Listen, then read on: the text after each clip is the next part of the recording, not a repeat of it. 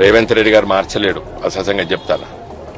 ఎందుకు మార్చలేడు అంటే government of India నుంచి గెజిట్ రావాలి. ఇది కేసీఆర్ గారు ప్రతిపాదన చేసిన తర్వాత కేంద్ర ప్రభుత్వం బాగా ఆలోచించి ఇచ్చినటువంటి జీవో కాపీ. తర్వాత ఈ చట్టం ఉంది, దీనికి state emblem of India regulation of use rules 2007 ఇది అమెండ్మెంట్ కూడా అయింది. దీని ప్రకారంగా కేంద్ర ప్రభుత్వం ఒప్పుకుంటేనే మార్చొచ్చు. కాబట్టి ఈయన ఇయ్యాలని రేపు 2వ తారీఖున ప్రకటన చేస్తే అది అయ్యేది కాదు, పోయేది కాదు.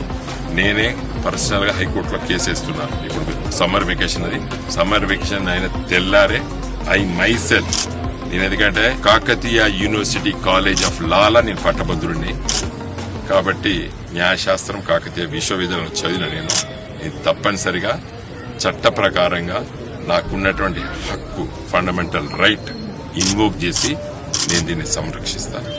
జై తెలంగాణ.